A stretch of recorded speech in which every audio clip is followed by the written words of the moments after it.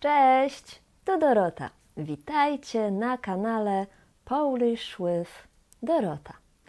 Dzisiaj mam lekcję dla bardziej zaawansowanych osób.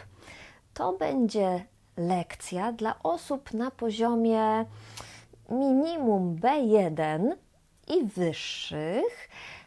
Dzisiaj będę mówić o 3 nieregularnych słowach, 3 nieregularnych rzeczownikach.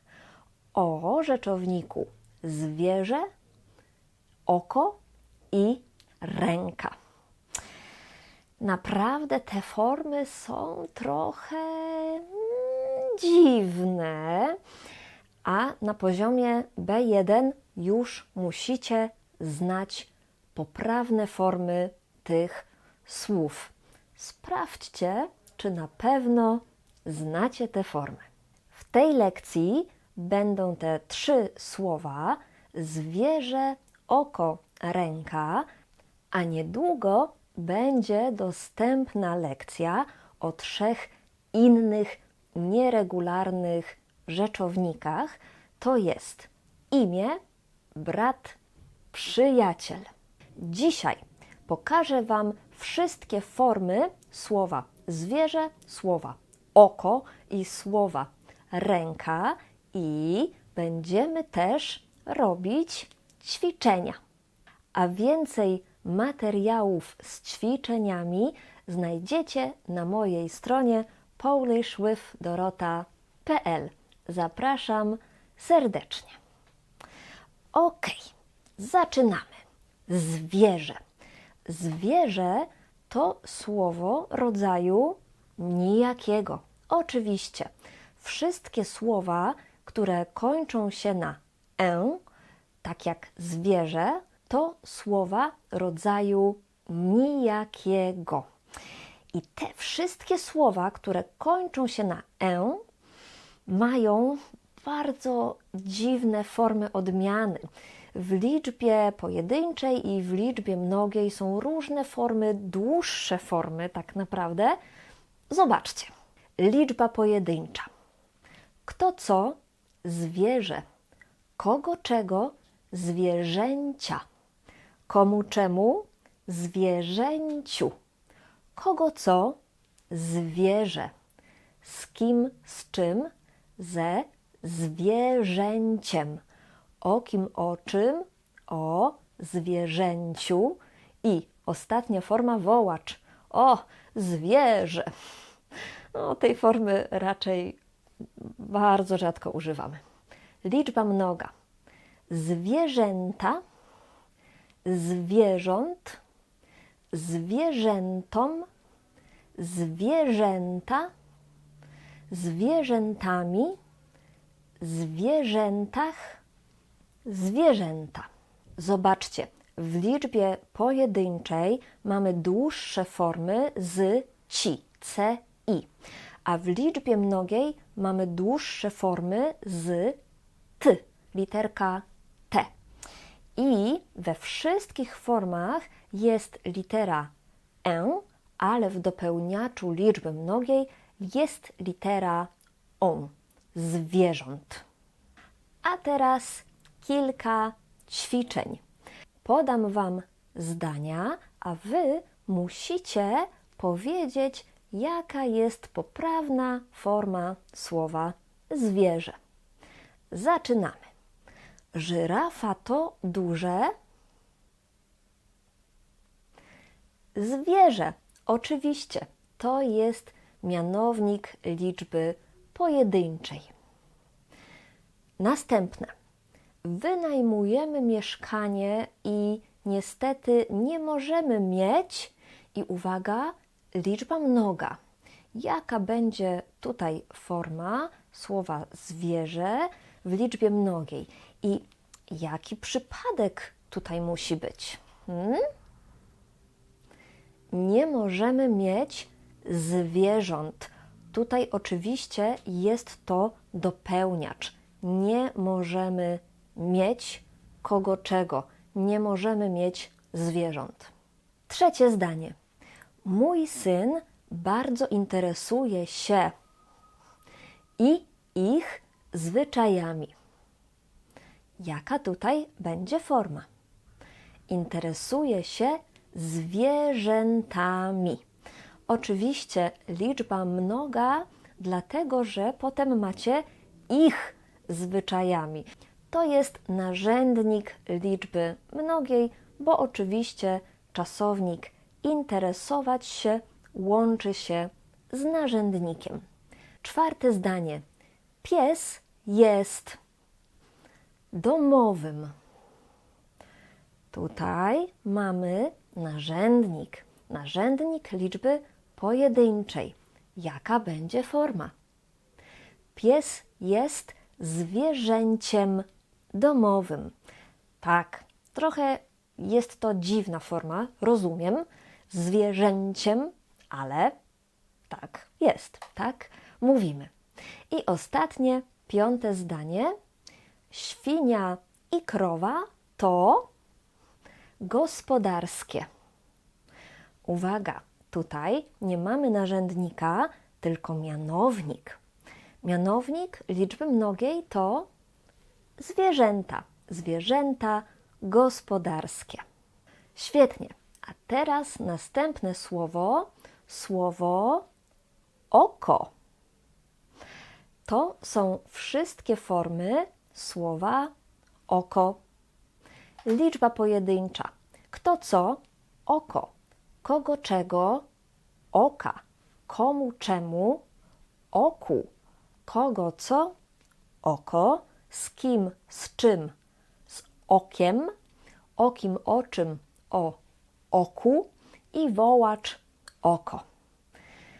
Tutaj nie ma nic dziwnego, raczej są to formy regularne, ale w liczbie mnogiej mamy mianownik oczy, dopełniacz oczu, tak, oczu, celownik oczom, biernik oczy, narzędnik oczami, ale poprawna jest też taka stara forma oczyma.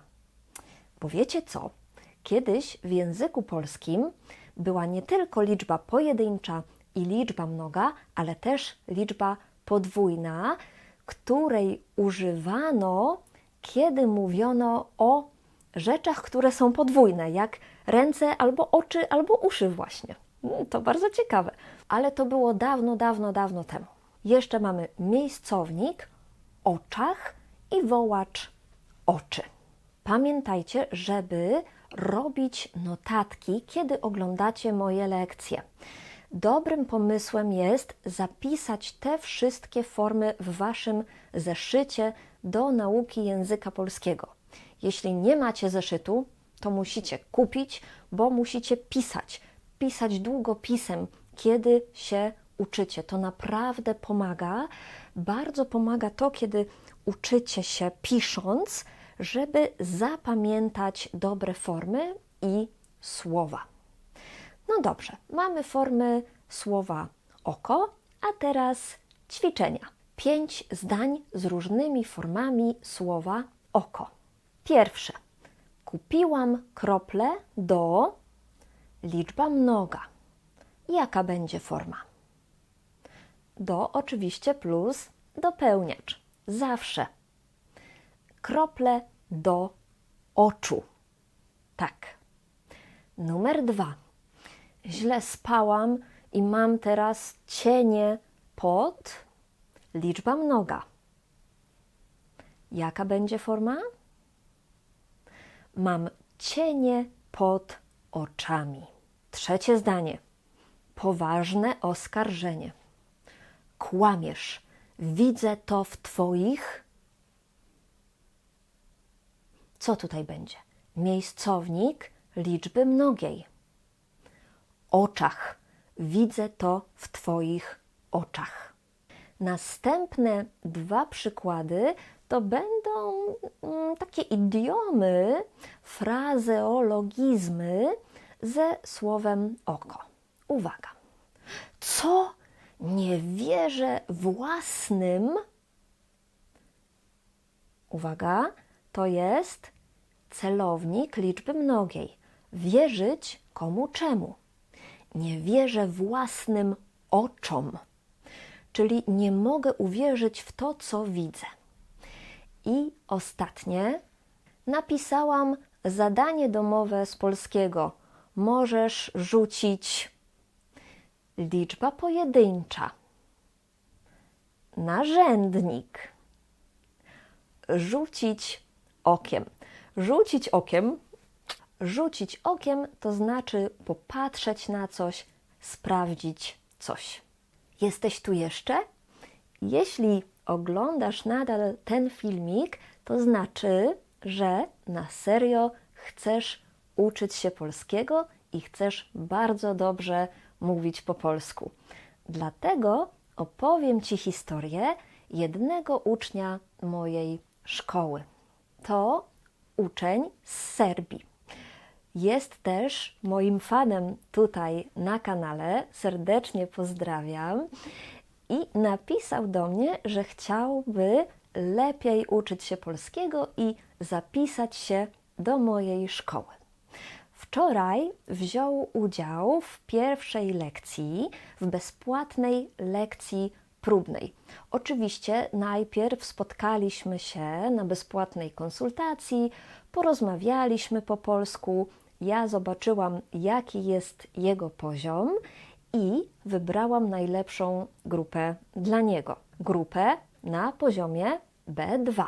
Tak jak mówiłam, wczoraj dołączył na bezpłatną lekcję próbną i dzisiaj napisał mi, że lekcja mu się podobała, a Karolina, nauczycielka, jest super. I naprawdę bardzo mnie to cieszy, jak dostaję takie wiadomości, bo to znaczy, że to, co robimy, ma sens. Dlaczego te opinie o mojej szkole i moich nauczycielkach są dobre? Bo moja szkoła działa już od roku 2013, więc mamy duże doświadczenie i mój zespół lektorek to są świetne nauczycielki. Niektóre pracują ze mną prawie od samego początku, dlatego wiem, że mogę im zaufać. Bardzo lubimy to, co robimy, bo możemy pomagać ludziom lepiej mówić po polsku. To jest naprawdę super praca. Ja zawsze mówię, że to jest podróżowanie bez podróżowania, bo poznajemy tylu fajnych ludzi, takich jak Wy. Więc jeśli Wy też chcecie uczyć się z naprawdę fajnymi nauczycielkami i poznać ciekawych ludzi, którzy też uczą się polskiego, to skontaktujcie się ze mną przez link w opisie. Porozmawiamy na takim spotkaniu online, a ja pomogę Wam wybrać najlepszą opcję nauki polskiego. To była taka krótka historia o mojej szkole, a teraz wracamy jeszcze do ostatniego słowa ręka. Tutaj widzicie wszystkie formy słowa ręka. Najpierw liczba pojedyncza. Kto co? Ręka. Kogo czego? Ręki. Komu czemu? Ręce. Kogo co? Rękę. Z kim z czym? Z ręką. O kim o czym?